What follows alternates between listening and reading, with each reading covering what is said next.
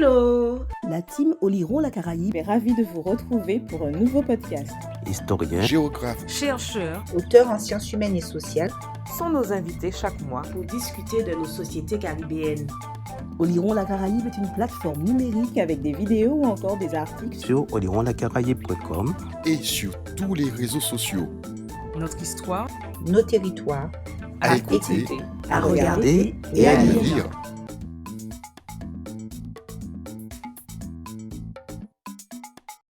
Bonjour, c'est Bruno et j'ai l'honneur de recevoir pour ce nouveau podcast en géographie Maurice Burac. Bonjour. Bonjour.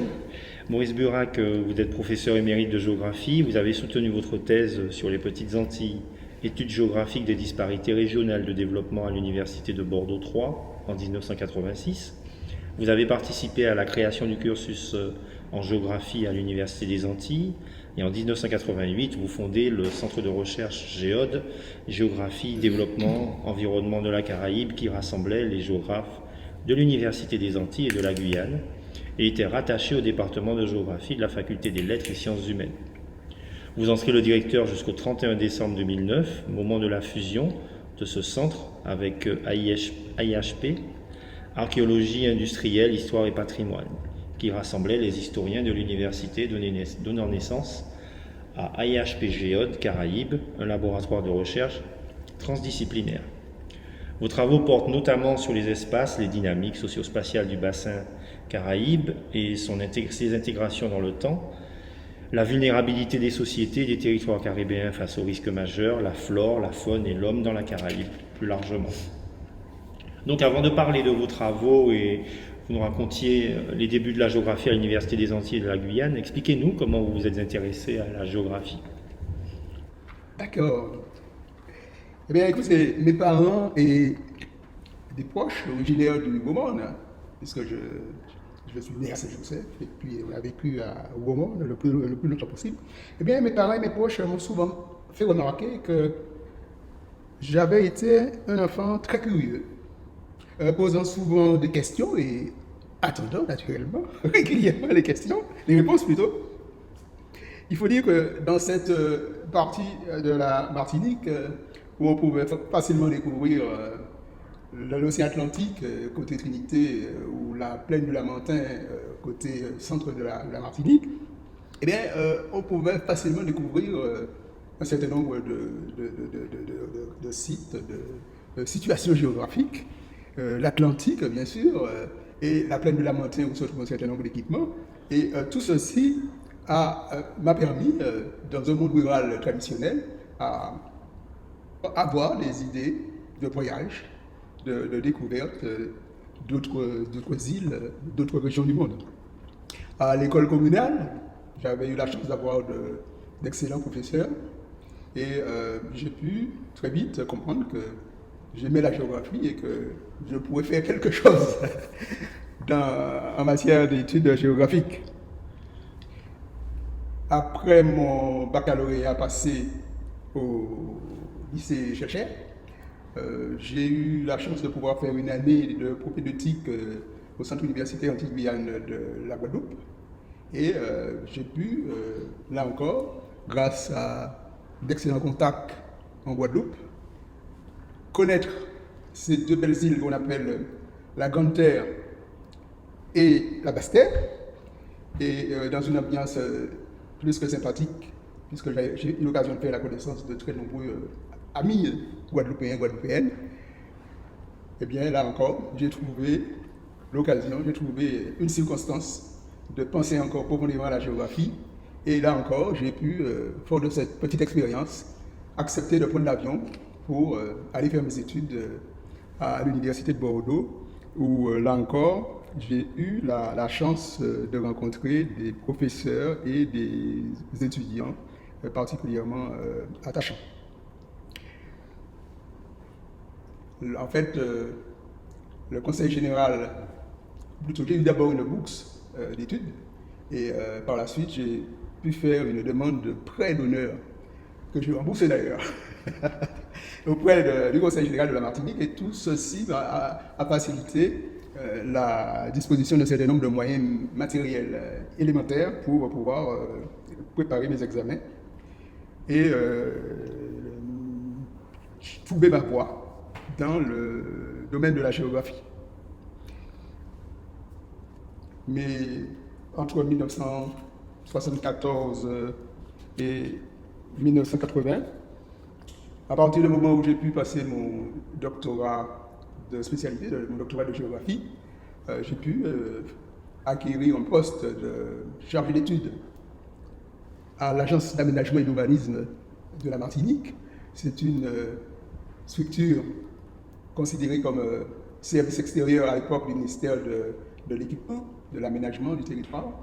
Et à partir du moment où j'ai pu rencontrer une équipe pluridisciplinaire composée d'architectes, de géographes, de paysagistes, de juristes, d'économistes, on était 2 géographes dans cette structure. Là encore, ça m'a permis de faire de l'aménagement, de la géographie à tous les points de vue, puisque dans l'ordre de mission que j'avais reçu, il fallait que j'établisse des plans d'aménagement, des plans d'urbanisme, des plans d'occupation des sols, des schémas d'aménagement. Il fallait que j'intervienne sur les besoins en matière foncière pour les équipements des collectivités territoriales ou bien de l'État, ou encore il fallait trouver des réponses pour permettre aux élus d'avoir les meilleurs contacts avec la population et surtout leur permettre de comprendre les défis du moment et les nécessités, les urgences de l'époque.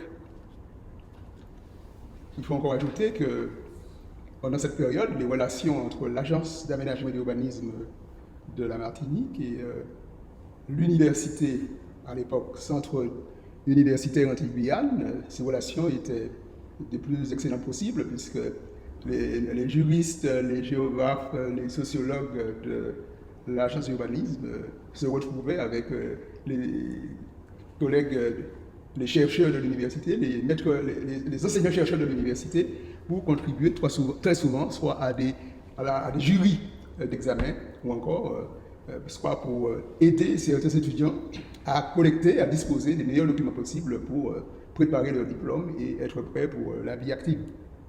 C'est pour moi l'occasion de remercier tous ces collègues à l'Agence d'aménagement et d'urbanisme ou à l'université qui, dans un premier temps, m'ont permis d'avancer.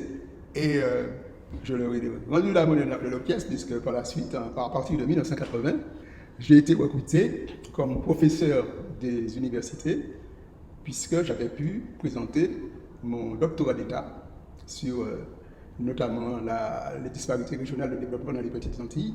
Et en retrouvant le centre universitaire Antilles-Guyane, qui par la suite a été transformé en université en 1982, j'ai pu à ce moment-là apporter toute ma contribution au développement de l'université et permettre à un maximum d'étudiants de passer leur diplôme de géographie ou leur petit mémoire par-ci par-là en fonction de leur discipline.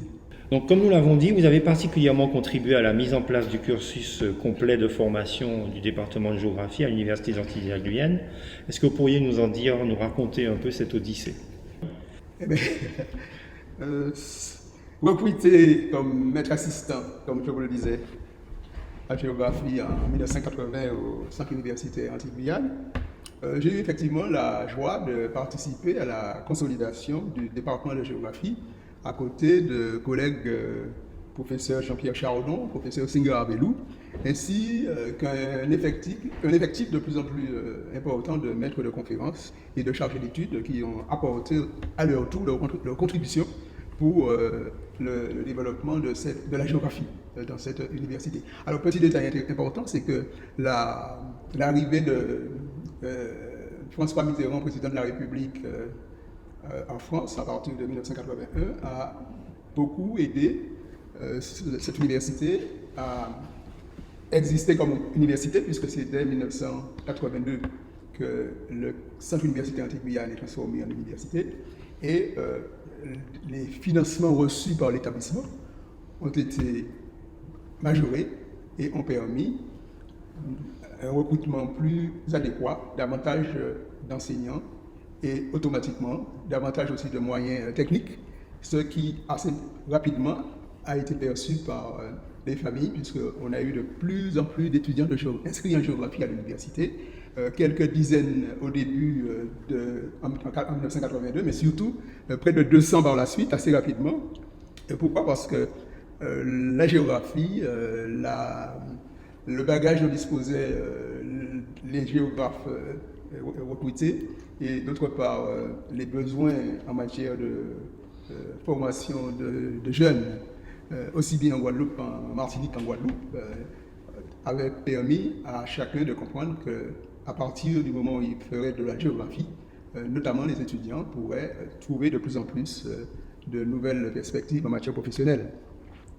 L'implication des géographes de l'époque au fonctionnement des rouages administratifs et scientifiques de l'université d'une part, mais surtout leur contribution dans l'animation de la coopération régionale eurent des conséquences très intéressantes, puisque très tôt, les étudiants de la fac de droit, de la fac de sciences économiques ou bien de la faculté des lettres et sciences humaines commencèrent davantage à s'intéresser à leur environnement géographique et à avoir aussi des perspectives de recherche sur la Caraïbe, un monde particulièrement riche en connaissances, en valeurs géographiques.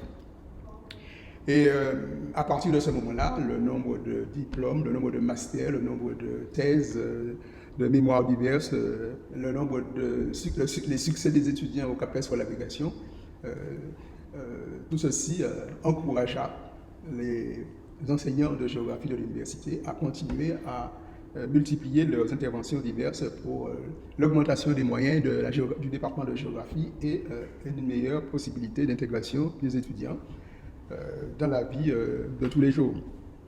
Alors là encore, il faut ajouter que nous avons pris l'habitude dans cette université pendant longtemps de développer les meilleures relations possibles avec les universités ou les centres de recherche, non seulement de France, mais de l'ensemble de la Caraïbe et parfois même des relations avec des universités africaines, puisque pendant longtemps, dans le cadre du développement des relations internationales de l'université, nous avons eu l'occasion de voir le véritable impact de l'université, que ce soit dans les Guyanes, que ce soit au Brésil, que ce soit bien sûr dans l'ensemble de la Caraïbe et du reste du monde. D'accord, merci. Et donc, la recherche en géographie dans l'espace Caraïbe démarre par le prisme de la géographie du développement dans votre travail. Pouvez-vous expliquer à nos auditeurs de quoi il s'agit et en quoi ce courant de la géographie a-t-il contribué à la connaissance de nos territoires? Encore une belle question. Ce que je pourrais vous dire, c'est d'abord faire remarquer que les pays de la Caraïbe insulaire, selon un certain nombre de sources disponibles, auraient connu une préhistoire partagée, contrairement à une histoire marquée par la violence de la colonisation. Les compagnies qui se lancèrent à la course pour découvrir et rattacher les nouvelles colonies d'Amérique aux puissances européennes prirent le soin de choisir avec les équipages aussi bien des géographes que des botanistes, des médecins, des religieux, etc., pour rapporter le maximum d'informations précises aux commanditaires et financeurs des expéditions. Alors, pour avoir des traces de ces documents préparés par ces géographes pendant de longues décennies, il faudrait se rapprocher des musées, par exemple, des bibliothèques ou des collectionneurs qui détiennent des séries entières de cartes, de dessins, d'esquisses mis parfois à la disposition du grand public. Autre élément à bien comprendre pendant cette période, c'est l'importance des rapports des gouverneurs ou des directeurs de plantation, rapports envoyés régulièrement à leur hiérarchie installée dans les différentes métropoles, rapports qui constituent de véritables bilans économiques et sociaux destinés à faire connaître à leurs correspondants la situation la plus exacte dans les colonies. Donc les géographes ont, là encore, joué un rôle considérable. Et on comprend qu'avec la constitution des grands empires coloniaux, que la géographie a joué un rôle essentiel dans l'exploration, l'étude, la maîtrise, le développement des territoires. Les puissances coloniales comme la France ou l'Angleterre encouragèrent l'organisation de véritables sociétés de géographie. D'ailleurs, le premier président de la première société du monde, celle de France, eh bien, ce premier président est un personnage très connu, Ferdinand de Lesseps, qui a joué un rôle considérable dans le percement des canaux transocéaniques de Suez et de Panama. Les territoires d'outre-mer deviennent progressivement des objets d'étude. De plus en plus, la géographie, et en particulier la géographie tropicale en France, organisée notamment à partir du Centre d'études de géographie tropicale du CNRS, eh bien, tissa des relations fructueuses avec de nombreuses universités ou centres de recherche du monde entier. Et là, pour revenir de façon plus précise sur le sujet qui nous intéresse, le succès de l'économie de plantation, à partir de la culture de la canne à sucre et d'autres plantes tropicales, fit l'objet de très nombreuses recherches, aussi bien d'historiens, de géographes, d'économistes, de sociologues ou d'agronomes. Et le système de la plantation, développé dans les zones tropicales et subtropicales, en dépit de mutations multiples, eh bien, continue d'être un thème qui interpelle bien des chercheurs, d'écrivains, de cinéastes, d'artistes. Tout ça pour vous dire que les universités et centres de recherche en géographie de la Caraïbe, très souvent, en lien avec leurs homologues européens, nord-américains ou sud-américains, ou avec les organisations internationales comme l'Union géographique internationale, l'UNESCO, se sont dotés au fil des années des meilleurs outils scientifiques pour approfondir la connaissance en vue de moderniser les territoires concernés. Les travaux réalisés ont porté aussi bien sur la géographie physique que sur la géographie humaine, économique et régionale. Ils ont suscité de nombreuses publications dans les revues internationales, nationales ou régionales. Il faut savoir que les Antilles ont fait l'objet de thèses de doctorat d'État de très bonne qualité, soit portant sur une entité géographique donnée, la Martinique, avec Eugène Weber pour sa thèse publiée en 1949, la Guadeloupe de Guy Lasserre, 1961, la thèse de Paul Morral pour Haïti date de 1961, et Jean-Claude Jacotino nous a laissé un géographe un excellent outil qu'est sa thèse sur Trinidad et Tobago en 1977. Plus près de nous encore, Chardon, avec sa thèse sur les transports dans la Caraïbe en 1984, ou encore Senghar Belou, qui a produit sa thèse sur les Indiens de la Caraïbe en 1986, et moi-même sur les disparités régionales de développement dans les Antilles. Tout ceci représente beaucoup d'études intéressantes mises à la disposition des étudiants, des pouvoirs publics. Et il n'y a pas que ça, il y a aussi de nombreuses habilitations à diriger des recherches qui ont fait l'objet de dossiers particulièrement intéressants sur le monde caribéen, ou encore les atlas géographiques qui ont été mis à la disposition du plus large public, atlas dont ceux de la Guyane, de la Guadeloupe, de la Martinique, que beaucoup de Martiniquais, de Guadeloupéens, de Guyanais connaissent, l'atlas d'Haïti, tous ces atlas réalisés par le CNRS, le Centre d'études de géographie tropicale, tous ces travaux, tous ces atlas qui ont permis aux élèves, aux étudiants ou au grand public de mieux appréhender la réalité des territoires concernés. Il n'y a pas qu'aux Antilles françaises, il n'y a pas qu'à Trinidad.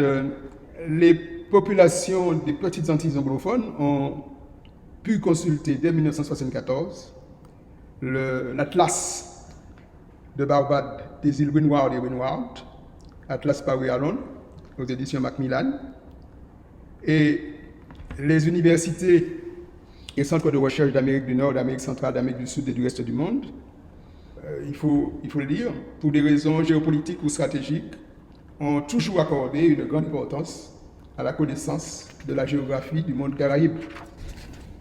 Alors, donc, votre travail monumental sur les Petites Antilles en 1986 a posé a posé le débat sur l'évolution des inégalités dans les petites Antilles.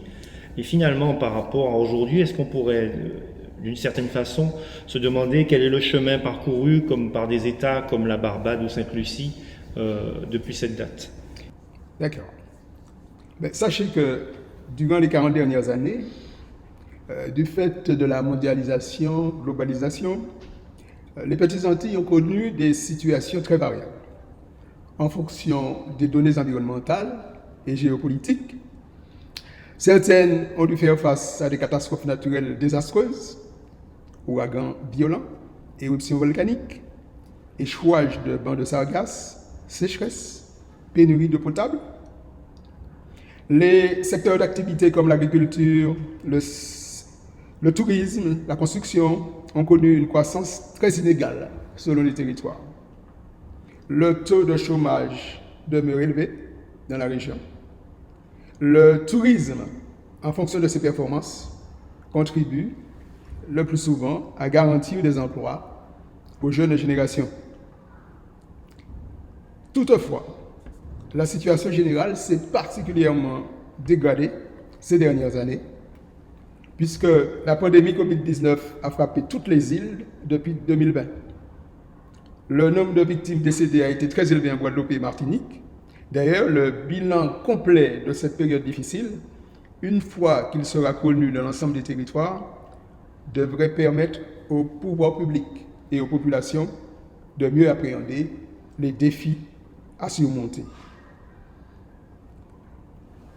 Toujours dans la région, l'intégration régionale s'est poursuivie dans les territoires membres de la communauté des Caraïbes, CARICOM, ou pays membres de l'Organisation des États de la Caraïbe orientale, OACS. L'aide internationale s'avère vitale dans la région, même si deux pays ont particulièrement continué à améliorer leur activité touristique. Je veux parler de la Barbade et de Sainte-Lucie. De gros efforts d'équipement ont été réalisés dans ces îles au fil des années, ce qui a permis aux grosses entreprises internationales d'investir dans le tourisme. Et on peut dire que la modernisation des équipements à la Barbade, l'implantation récente de très grands groupes internationaux à Sainte-Lucie, les programmes de promotion du tourisme aux États-Unis, en Europe et en Asie sont autant d'initiatives indispensables au maintien de l'activité dans la région. Quant à la Barbade, ses bonnes relations avec le Royaume-Uni ne l'ont pas empêché de demander et d'obtenir un changement de statut politique. Le prince Charles, futur Charles III, a participé en personne à la cérémonie de prestation de serment de la première présidente de la République, Sandra Masson, le 29 novembre 2021. Jusque-là, gouverneur général du pays, Sandra Masson avait été élue présidente au suffrage universel indirect en octobre dernier. Désormais, le drapeau présidentiel barbadien flotte à la place de celui de la couronne britannique. Alors, en passant, je vous dirais que deux autres femmes jouent un rôle clé dans cette île. Le Premier ministre Mia Mottley, ainsi que la chanteuse et femme d'affaires Robin Rihanna Fenty, mondialement connue, à qui a été décerné d'ailleurs le titre d'héroïne nationale. D'accord.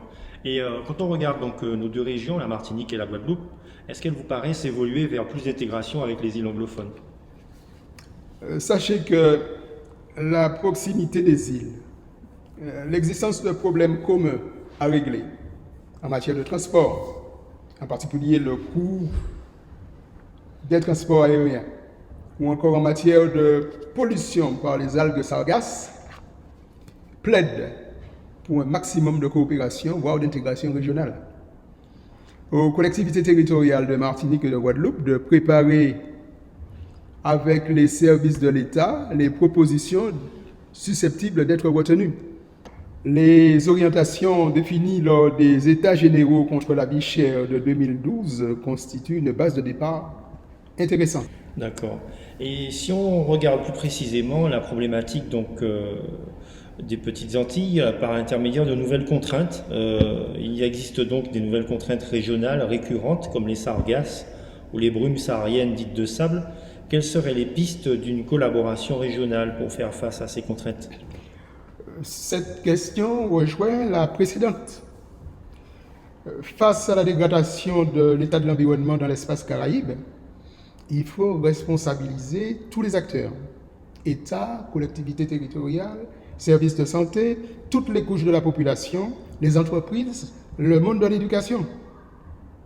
La mobilisation maximale des médias traditionnels, individuels et des réseaux sociaux s'avère nécessaire pour faire face à la crise écologique planétaire qui impose la participation de chacun.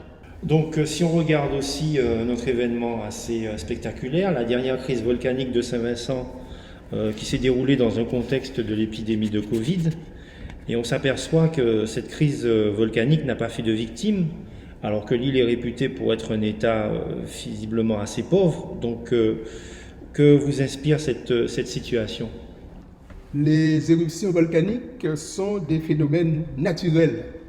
Beaucoup de gens ne font pas attention à cette réalité.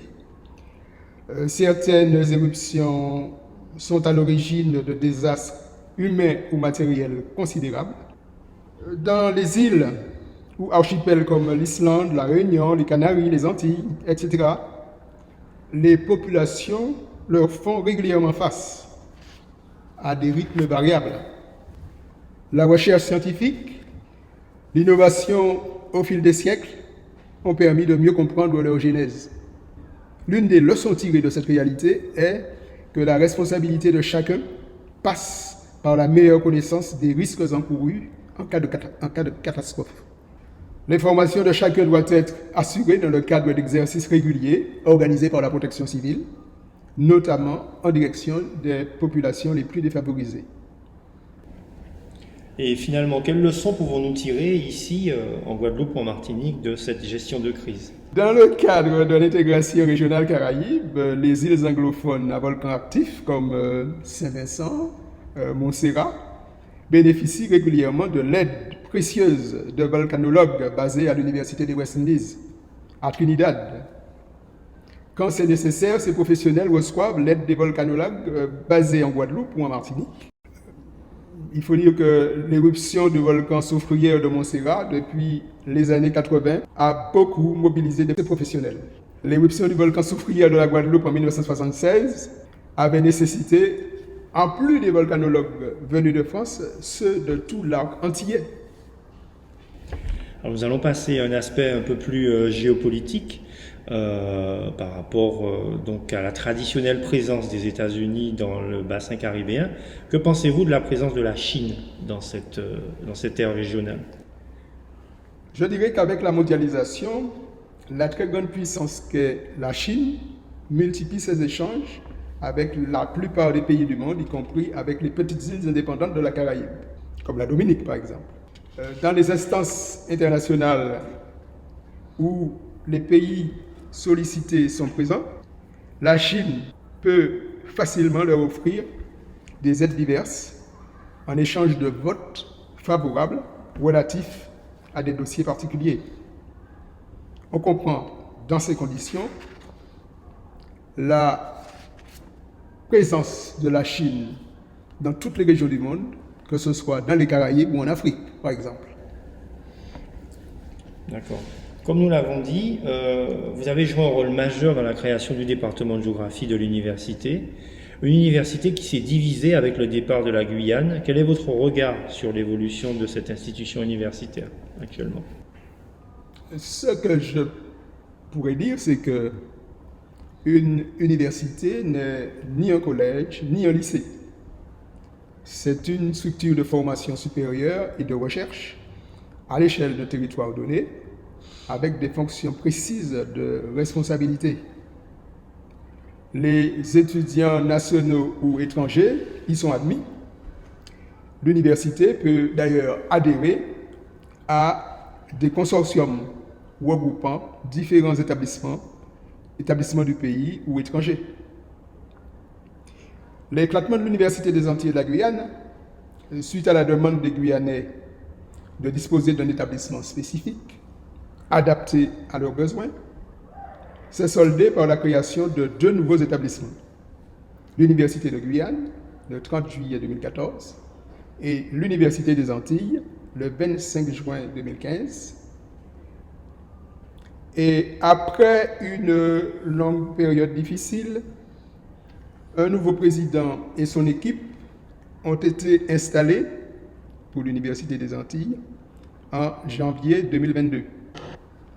Une forte demande de la population existe, aussi bien en Guadeloupe qu'en Martinique, pour créer les conditions favorables au meilleur développement de l'établissement. Atteindre cet objectif est vital pour tous les acteurs.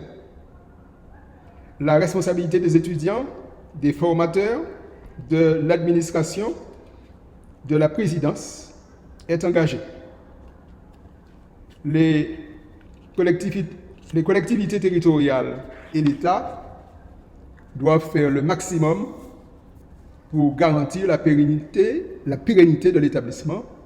D'ailleurs, tout échec aura fatalement des conséquences lourdes pour les étudiants et leur pays. D'accord, ça a le mérite d'être clair. Comme toujours, les géographes sont moins nombreux que les historiens. Malgré tout, pourquoi faudrait-il continuer la recherche en géographie selon vous et sur la Caraïbe plus précisément? Au niveau mondial, avec les conséquences désastreuses du réchauffement climatique, visibles dans toutes les grandes régions du monde, une responsabilité de moins en moins assumée par différents acteurs, notamment les gouvernements et certaines entreprises, eh bien, les géographes sont bien placés pour contribuer à ranimer la confiance. Disposant de nouveaux outils de l'information géographique et de plateformes numériques pour traiter les données, ils devraient contribuer progressivement à sensibiliser de nouveaux publics. Et on peut dire que, équipés de leur smartphone, de nouveaux acteurs n'attendent que l'occasion pour se mobiliser pour la planète. Alors, AIHP Géode Caraïbes est encore aujourd'hui un laboratoire qui privilégie une approche transdisciplinaire. Quel est l'apport de ces recherches alliant histoire et géographie? Géographes et historiens ont formé depuis de longues années une équipe pour mettre en commun leurs moyens logistiques et travailler sur des thématiques complémentaires quand c'est possible. Historiens d'un côté, géographes de l'autre, ont très souvent des programmes spécifiques de recherche. Jusqu'à ces dernières années, cela fonctionnait très bien. La pandémie Covid-19 aurait-elle affecté ce dispositif? La rentrée universitaire, c'est sur cet optimisme que nous allons vous remercier pour ces échanges fructueux et qui permettent à nos auditeurs et nos membres de compléter leur approche de la géographie. Chers auditeurs et auditrices, c'était Bruno et je vous dis à bientôt sur Oliron la Caraïbe. C'était le podcast d'Oliron la Caraïbe. Oliron la Caraïbe, c'est une plateforme numérique Avec également des vidéos ou encore des articles sur olironlacaraïbe.com Et sur tous les réseaux sociaux. Notre histoire Nos territoires À écouter. à regarder et à lire. lire.